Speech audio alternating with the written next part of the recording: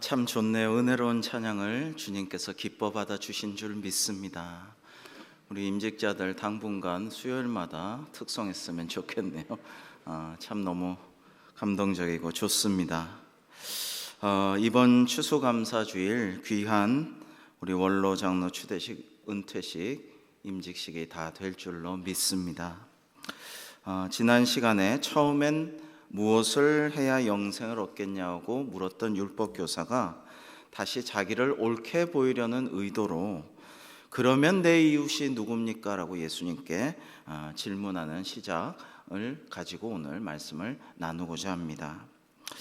그런데 이런 질문에 대해서 주님께서 뭐라고 말씀하시느냐면, 이 비유가 정말 충격적인 이유는 당시 유대인들은 정말 유대인이고 유대교를 믿는 사람만이 자기 이웃이라고 믿어 의심치 않았는데, 그런 율법 교사들과 제자들과 사실은 모든 유대인들에게 주님은 폭탄같이 충격적인 그런 말씀을 탁 던져버리신 거예요. 그래? 선한 사마리아인이 진짜 너의 이웃이다라고 말씀을 하신 것입니다. 여러분, 이 말씀은 첫 번째로 무슨 일이 있어도 이방인은 내 이웃이 될 수 없고, 정말 내가 볼 때 사람 같은 사람, 정결한 사람, 흠이 없는 사람, 나랑 사귈 자격이 있는 사람만 이웃이다라고 생각하는 선입견과 편견에 사로잡힌 유대인들에게 주님께서 아니야, 진짜 이웃은 그런 게 아니야 라고 말씀하신 거예요. 그 다음에 이방인 혹은 너희가 그토록 멸시하는 사마리아인도 얼마든지 좋은 선한 이웃이 될 수 있다라는 그런 말씀을 하고요. 한술 더 떠서 오늘 말씀 마지막 37절에는 가서 너도 이와 같이 하라, 즉 사마리아인을 본받아서 행하라 라고까지 말씀하신 것입니다. 저희 어릴 때만 해도 진짜 그 인순이 씨라든지 혼혈 가수나 연예인들을 또 뭐 무슨 가수 있었죠? 머리 곱슬곱슬한 흑인 그 모습을 가진 무슨 박준 무슨 가수 있었어요. 그런 분들 나오면 그렇게 사람들이 그냥 여기저기서 뭐 텔레비 보고 식당이나 고속터미널에 앉아 있으면 튀기 나왔다 튀기 그러면서 함부로 이야기를 쉽게 했습니다. 멸시하고 천대하고. 요즘에는 그 힙합의 데모로 되게 유명하지만 윤미래, 타샤니 여러 가지 이름인데, 윤미래 세계적인 그 힙합 가수도 있는데 아빠가 미군 흑인 병사고 엄마는 한국인인데, 그렇게 어릴 때 나는 피도 검을까, 검은 피 이런 노래도 하고 그랬었죠. 그런가 하면은 옛날에 김용복 씨인가요? 그런 그 가수, 흑인 가수가 맹인 가수가 있었어요.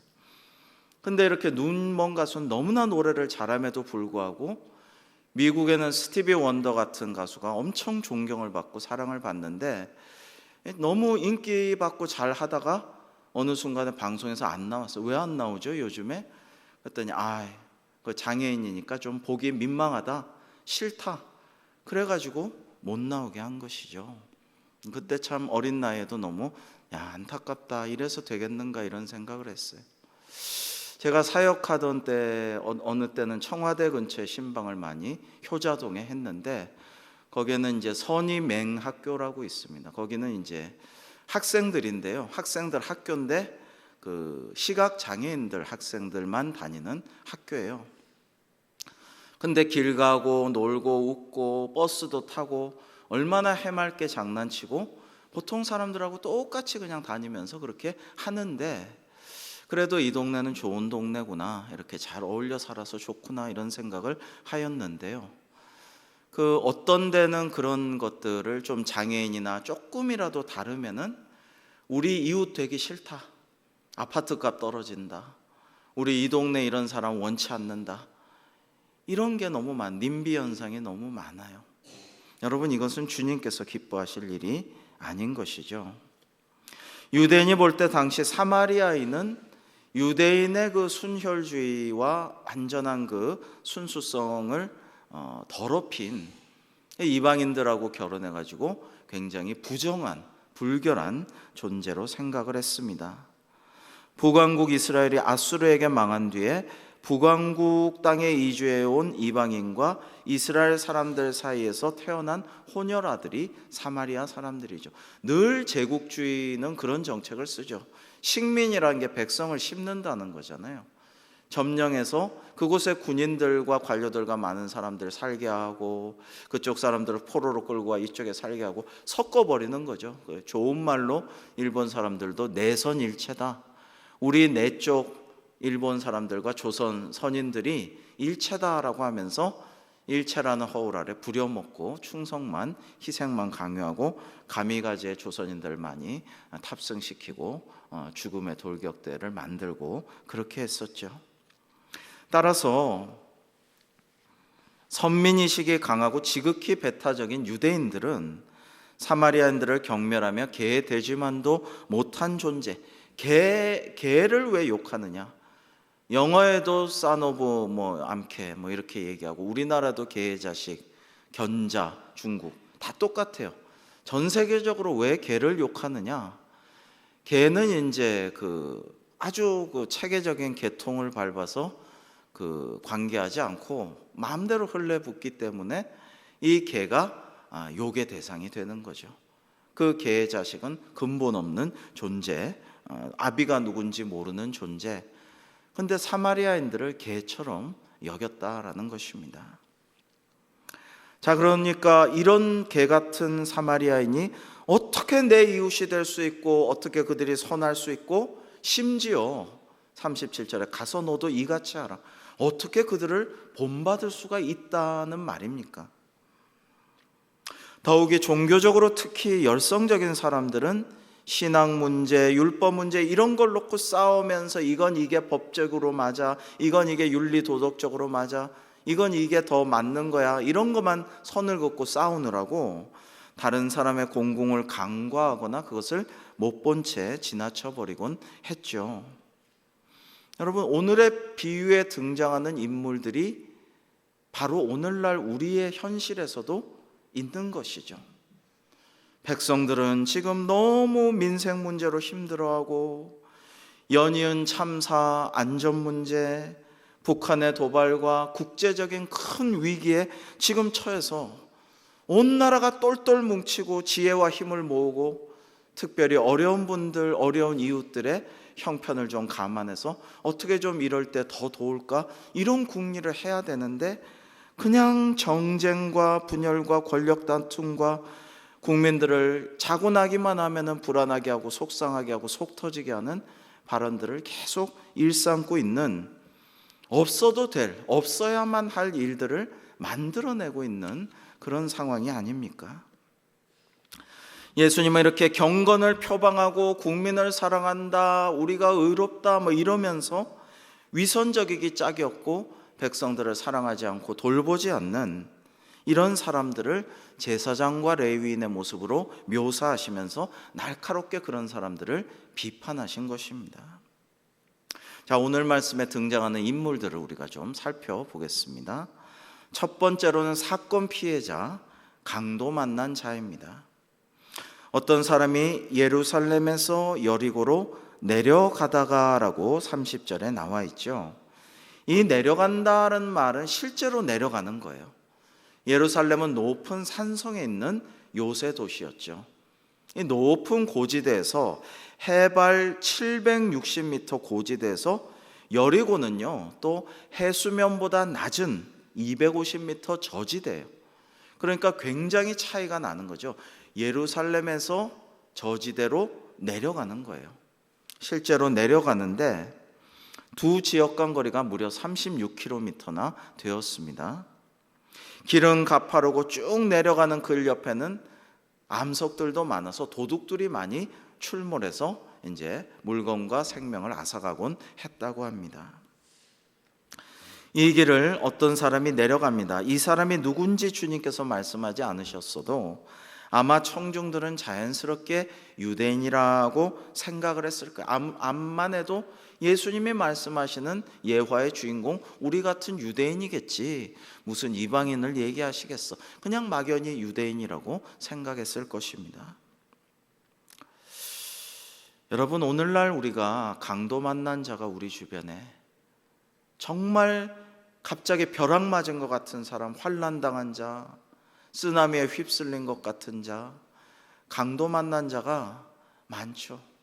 이번 이태원 참사 때도 우리 교회 혹시 그 연관된 분이 없나, 그것부터 이제 생각하지 않을 수가 없었는데, 다행히 특별히 이렇게 발견된 것은 없어서 참 다행이다 싶긴 하지만, 갑자기 그런 사태를 맞이한 부모님이나 가족이나 친구들, 혹은 거기서 같이 가려고 했다가 약속 딴 것 때문에 어긋나서 못 갔는데 친구는 가고 나는 살아남은 자의 그 슬픔, 그런데 처한 사람들의 마음이 얼마나 고통스러울까 생각을 많이 하게 됩니다.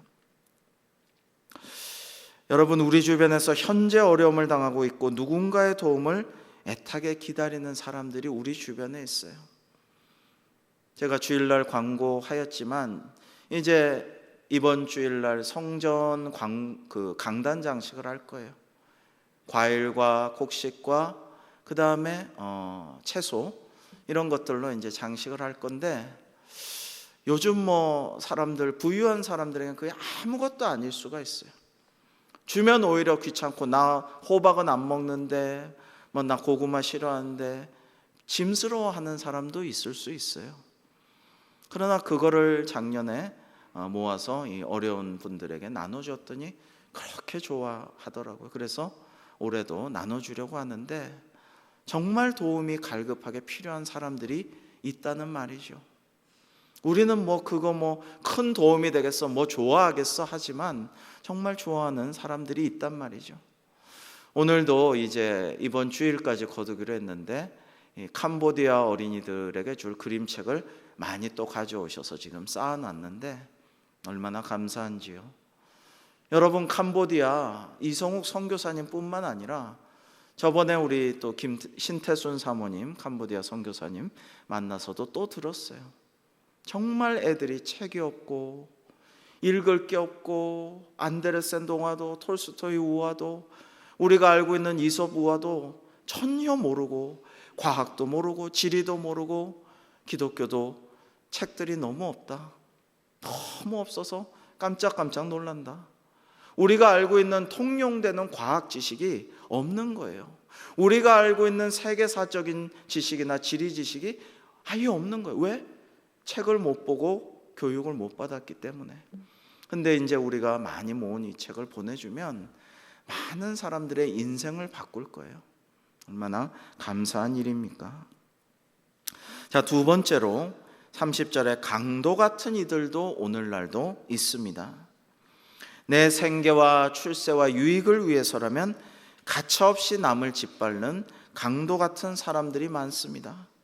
푸틴 같으니, 김정은 같으니, 정말 너무나도 수천억씩 돈이 들 텐데 이 핵 개발하고 미사일 쏴대면은 그 미사일 한 번이 얼마나 비싼데 이렇게 수도 없이 쏴대고 있단 말입니까? 아마 미국이나 한미 새롭게 공조하고 이러니까 이제 살인 비행기가 와서 이렇게 연습하고 이러니까 큰일 났다, 언제 내가 타겟이 될지 모른다 싶으니까 이제 죽자 사자 이제 발악을 하고 이제 대드는 거죠.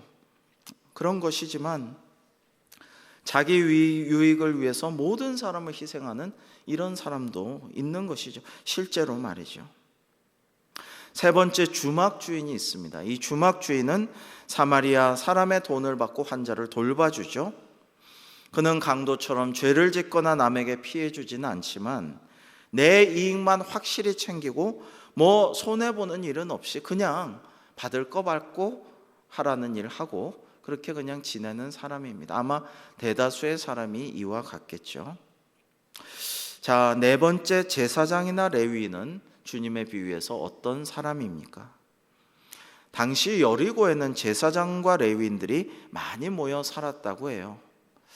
그 여리고에 실제로 가보니까 그 저지대이고 뭔가 온화하고 따스하고 야자나무 같은 종려나무 같은 것들도 많고 뭔가 좀 살기 좋아 보인다, 이런 느낌이 드는 고대의 유명한 아주 발전된 도시였습니다. 제사장은 아마 예루살렘 성전에서 제사장의 의무 기간을 마치고 여리고에 있는 자신의 좋은 집으로 돌아가는 길이었을 것입니다. 제사장 의무 기간에는 집에 못 가거든요. 그러니까 가족도 빨리 보고 싶고 빨리 집에 돌아가서 편안하게 쉬고 싶었을 것입니다.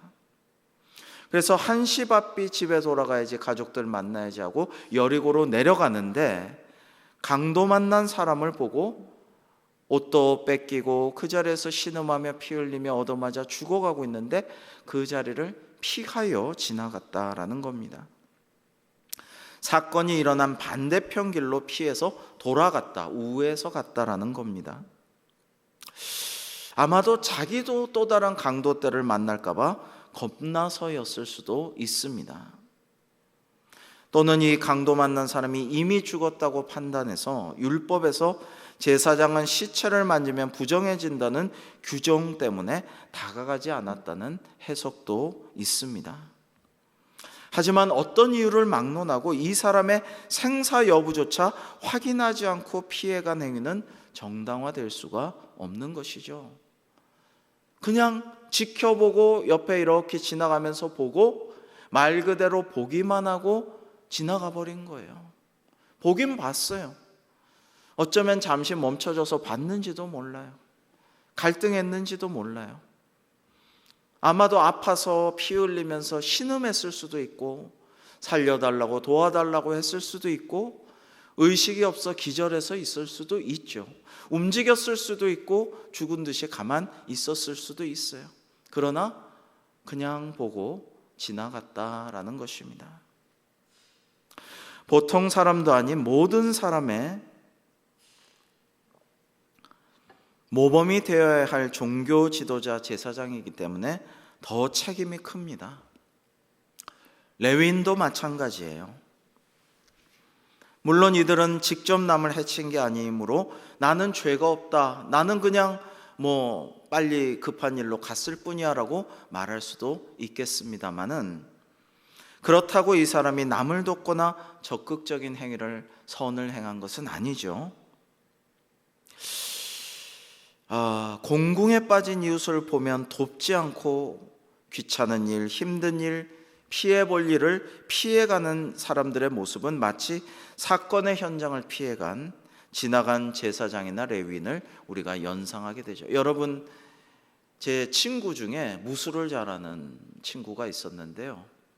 이 친구가 예전에 강도는 아니에요. 싸우는, 술 취했는지 칼 들고 막 주사를 부리고 사람을 막 해하려고 하는데, 거의 용감하게 가가지고 대학생 때 그 칼을 뺏고 이 사람을 제압을 하고 그렇게 사람을 구해줬어요. 그 결과는 이제 유치장에 가서 조서 쓰고 끝까지 그거 과잉 진압했는지 이런 거 하고, 그런 거를 하고, 그래서 이제 풀려나고 괜히 어쩔 수 없이 하긴 했지만 참 경찰들이 참 나를 고생시켰다, 그런 얘기를 좀 투덜거리는 얘기를 듣고 아이고 안 됐네, 이런 얘기를 한 적이 있어요. 여러분, 그런 일이 많죠. 우리가 좋은 일을 하려다가, 선한 일을 행하려다가, 남을 도우려다가 괜히 끌려가고 조사받고 어려움도 당하고 괜히 시달리고, 어떨 땐 벌금을 받기도 하고 형을 살기도 해요. 그러나 우리는 어떻게 해야 할 것인가를 생각해 봐야 됩니다. 그저 그런 것들을 그냥 지나가는 것이 우리의 그냥 시민적인 양심이라든지 인간으로서의 도리, 이런 거를 떠나서 우리가 그리스도인으로서 어떻게 해야 할 것인가, 그리스도인에게 예수님이라면 어떻게 하실 것인가, 주님의 제자라면 어떻게 행동해야 할 것인가를 늘 우리는 생각하고 자문해 보지 않을 수가 없다라는 것입니다. 여러분, 죄라는 것은요, 해서는 안 될 일을 하는 것도 죄지만 마땅히 해야 할 일을 안 하는 것도 죄라고 합니다. 많은 사람들이 살인이나 도둑질처럼 하지 말아야 할 일을 한 것만 죄라고 생각하지만, 성경은 마땅히 해야 할 행동을 귀찮아서, 힘들어서, 손해볼까봐, 피해볼까봐 안 하는 것도 죄라고 말씀하고 있는 것입니다. 자, 마지막 다섯 번째, 마지막 부류는 사마리아인이죠. 그는 유대인들로부터 온갖 차별과 상처를 평소 받아온 사람입니다. 자연히 그 마음속에 유대인에 대한 증오심이 가득 차 있었을 것입니다. 본문에서 하는 행동을 볼 때 그는 직업적인 아마 비즈니스 사업 여행 중이었던 것 같습니다. 그러니까 그도 바쁜 사람이고 일이 있어서 다니는 사람인 것이죠. 시간은 금이고 강도나 여관주인 못지않게 사마리아인에게도 돈은 매우 중요한 것이죠. 그러나 상처에 기름과 포도주를 발라 응급조치를 한 후에 자기 자가용이죠, 자기 짐승 나귀에 태워서 주막으로 데리고 갑니다.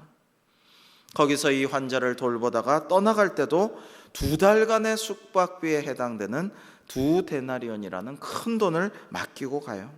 끝까지 희생하고 책임지는 것이 진정한 사랑의 정신이죠.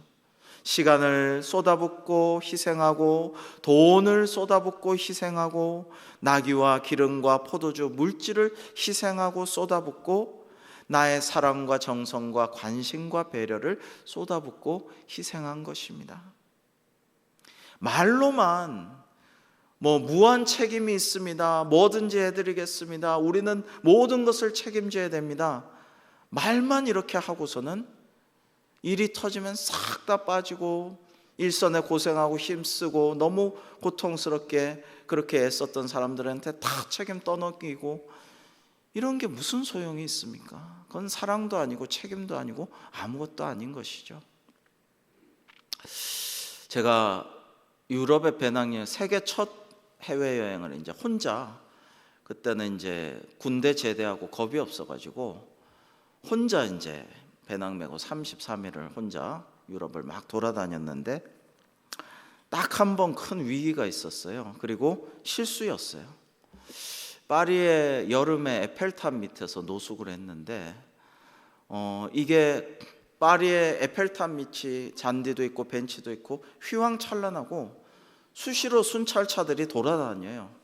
그러니까 여기는 안전하겠다 싶어가지고 웬만하면 노숙을 잘 안 하죠. 도미토리 이런 데 가서 이제 여러 명이 자는 데서 자고, 기차간에서 이렇게 졸면서 다니고 이랬는데, 근데 이제 여기는 안전하겠다 싶어서 제 배낭을 벤치 밑에 이렇게 묶어 놓고 침낭 같은 거 이렇게 덮고 이제 새벽에 눈을 붙였는데, 제가 장기가 되게 밝거든요. 자는데 뭔가 이상해요.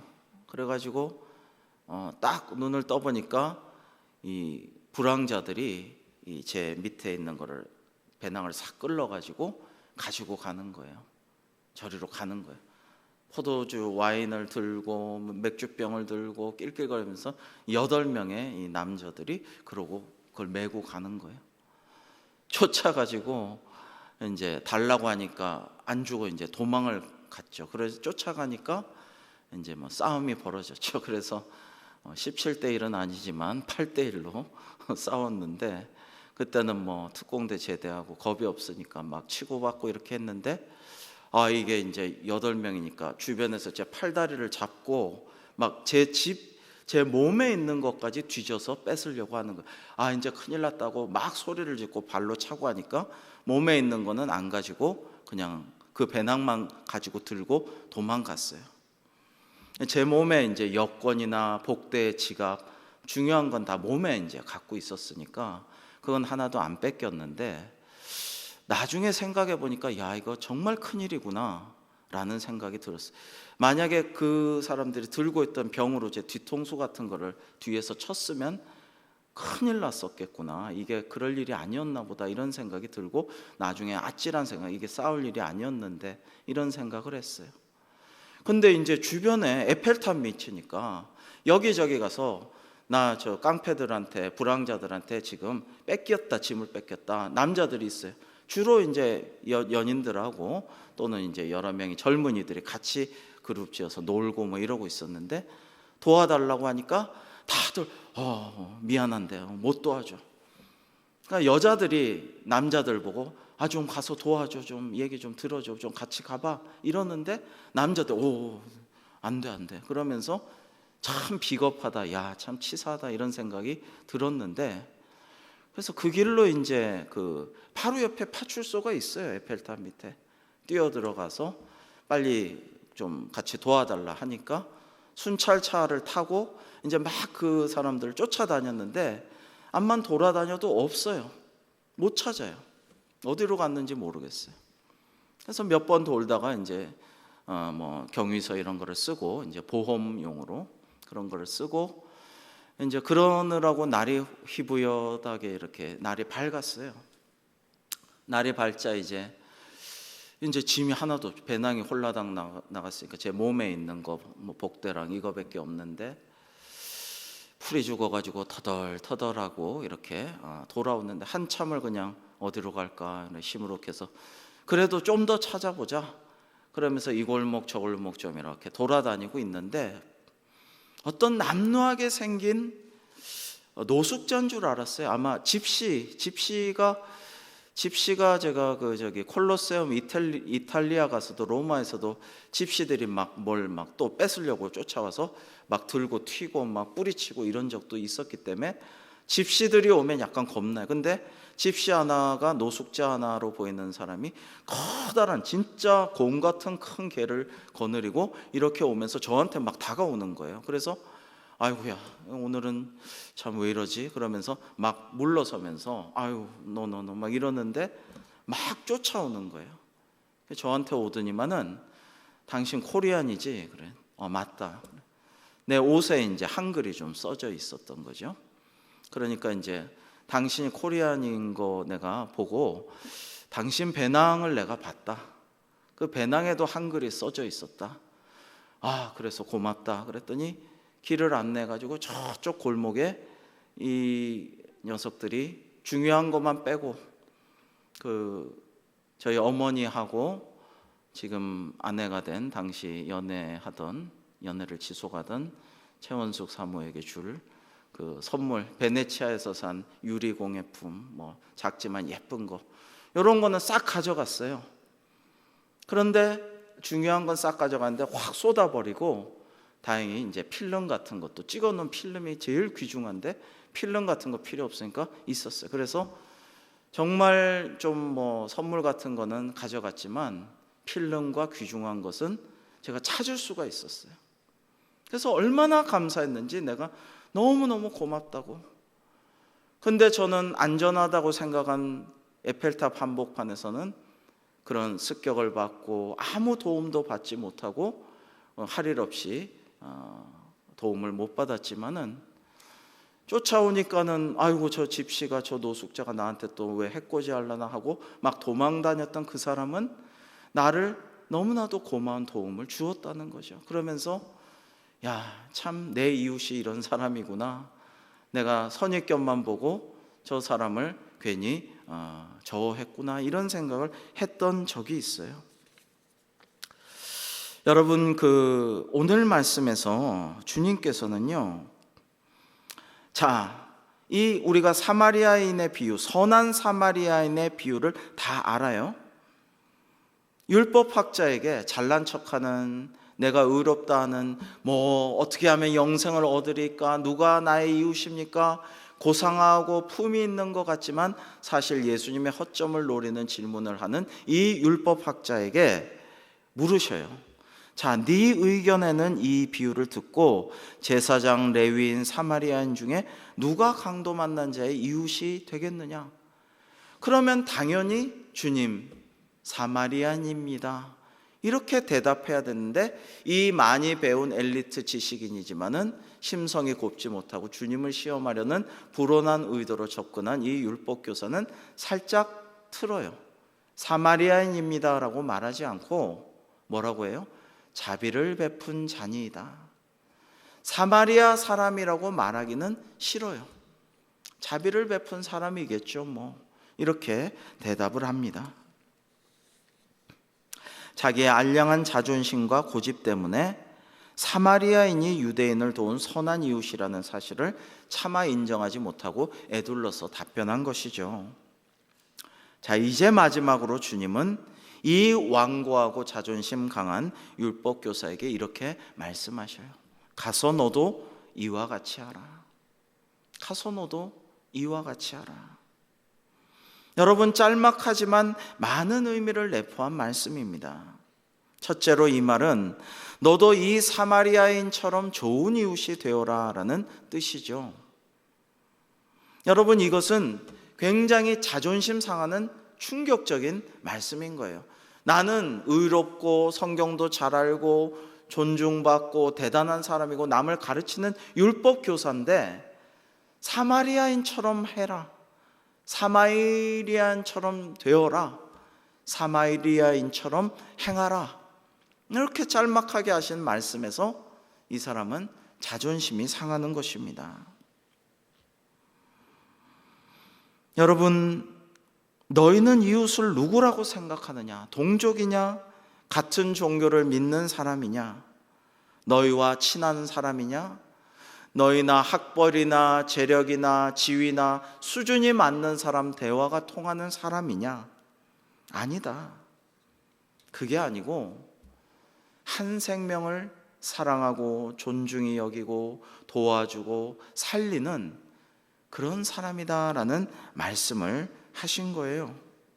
그리고요, 여러분, 마지막으로 주님은 율법교사가 뭐라고 물었습니까? 내 이웃이 누굽니까? 라고 주님께 여쭤봤어요. 근데 주님은 내 이웃이 누구인가를 찾아보려고 하지 말고 네가 선한 사마리아인처럼 어려운 사람, 죽어가는 사람, 고통당하는 사람, 힘든 사람의 이웃이 되어줘라. 그렇게 행하면서 살아라. 이 말씀을 하신 것입니다. 내 이웃은 누군가, 누가 나를 도와주고, 누가 나의 외로움을 달래주고, 누가 나의 벗겨주고, 누가 나의 수준을 좀 맞춰주고, 누가 나와 놀아주고 나를 즐겁게 해줄까? 이거 찾지 말고 네가 어려운 사람을 찾아가고 돌봐주고 그들을 위해서 살려주는 그런 사람이 되어라. 이게 주님의 우리에게 주시는 말씀인 것입니다. 오늘날 이 사회뿐 아니라 심지어 교회 안에서도 사람 중심, 생명 중심이 아니라 비즈니스 중심, 돈 중심, 나 중심적인 사고가 많습니다. 이제 내년에 우리 교회는 가치관을 바꾸는 그런 예배와 설교, 사역과 제자 훈련을 해나가려고 해요. 우리는 너무 세상적인 가치관, 또 모든 권위를 부정하고 포스트 모더니즘적인 가치관, 물질 만능주의, 이기주의, 개인주의, 세속주의, 너무 이런데 찌들어 있어요. 이걸 가치관을 말씀에 따라서 하나님의 가치관으로 바꿔나가야 됩니다. 그게 우리의 살 길이요 복을 받는 길입니다. 주님은 우리가 이런 사고를 극복하지 못하면 이 비유에 등장하는 율법교사나 제사장이나 레위인이나 여관주인, 심지어 강도와도 다를 바 없게 될 수 있다라는 충격적인 교훈을 오늘 우리에게 주시고 있는 것입니다. 여러분, 우리는 이러한 자기가 갖고 있었던 율법교사의 선입견, 편견, 그 밖에 모든 유대인들이 갖고 있었던 자존심과 알량한 고집, 이런 것들을 넘어서, 그런 것들을 넘어서서, 또는 제사장이나 레위인이 괜히 만져서 부정타고 손해보지 않으리라 자기만 생각하는 개인주의, 이기주의, 보신주의, 세속주의, 이런 것들을 넘어서 뭘 추구하라고 하시느냐면 그 말씀대로 한 생명을 천하보다 소중히 여기고 실제로 돕는 그들의 이웃이 되라고 말씀하신 거예요. 오늘 그 말씀을 하시는 거예요. 한편으로는 캄보디아 어린이들처럼 선교 사역을 위해서처럼 세계를 향한 폭넓은 이웃사랑도 하고, 그러나 나는 전 세계를 만물을 사랑해 하지만 내 옆에 있는 구체적인 한 사람을 외면하는 일이 없이 가까이 있는 이웃도 사랑하는 그런 선한 사마리아인이 되어라라고 말씀하시는 거예요. 아마도 기독교 역사상에서 가장 예수님을 닮은 1인을 꼽으라면 성 프란체스코가 아닐까 이런 생각을 합니다. 그런데 이 성 프란체스코는 새들도 늑대도 꽃과 나무도 형제 자매라고 불렀어요. 그리고 사랑하고 돌보고 대화했습니다. 생각해 보면 하나님 지으신 모든 것이 우리의 이웃이기도 해요. 근데 막연하게 우리의 이웃이다 이게 아니고요. 갈수록 심해지는 환경 파괴와 기후 위기 가운데, 그리고 그것 때문에 찾아온 코로나가 아직도 지속되는 이 상황 속에서 지난 정책당회에서는 우리 교회는 내년부터 생명 살리기부를 신설하기로 했어요. 사실은 제가 부임하기 전부터 설교를 통해서 말씀드렸던 그런 일들을 이제는 더 미루지 말고 시행하자라는 그런 것을 결의를 했어요. 그래서 정말 여기 너무 우리 좀 공간이 없지만은 조그마한 텃밭도 가꾸고, 생명 살리기부가 생명에 관한 세미나도 하고 환경을 살리는 일을 실천 운동도 하고, 그러면서 녹색교회를 지향해서 우리가 녹색교회가 되어서 창조세계 보전에 앞장서고 지역사회도 이바지하고 또 모범을 보이는 그런 교회가 되려고 합니다. 주님께서 오늘도 우리에게 말씀하십니다. 딱 한마디, 정말 폐부를 찌르는 우리에게 주신 한 말씀은 가서 너도 이같이 하라 라는 것입니다. 맨날 알고 듣기만 하고 실천 안 하면 소용이 없어요. 텀블러를 갖고 다녀야 돼요. 갖고 다니면서 귀찮지만 그걸로 커피를 마시려고 노력하고, 이거 정말 이면지를 꼭 사용하도록 늘 그걸 쓰고, 요즘 아이들이나 주변은 아무리 얘기해도 잘 안 들어요. 어디 나갈 때 오랜 시간이 걸릴 때는 반드시 전등이나 컨센트나 이런 걸 꺼야 돼요. 그거 전기료 얼마 안 들어요. 갔다 와도 얼마 안 들어요. 그래도 꺼야 돼요. 이런 것들을 우리가 늘 실천하면서 가서 너도 이같이 하라는 주님의 말씀을 실천하여서 하나님께도 영광 돌려드리고 우리 모두도 공생하며 주님께 칭찬과 상급을 받는 저와 여러분, 우리 대광교회 되기를 주님의 이름으로 축복합니다. 기도하시겠습니다. 하나님, 오늘 주님의 비유 말씀 선한 사마리아인의 비유의 결론은 가서 너도 이와 같이 하라는 말씀이었습니다. 영혼을 구원하는 전도, 봉사와 구제, 세계 선교에 계속 힘쓰고 기도하며 우리가 하나님께서 지으신 모든 피조물들의 이웃도 되어 그들을 돌보고 살리는 녹색교회를 지향하며 하나님께 영광 돌려드리고 주님의 칭찬과 상급받고 모두가 함께 잘 살아나가는 우리 대광교회가 되기를 간절히 소망하며 인도하여 주실 줄로 믿고 감사하며 예수님의 이름으로 기도하옵나이다. 아멘.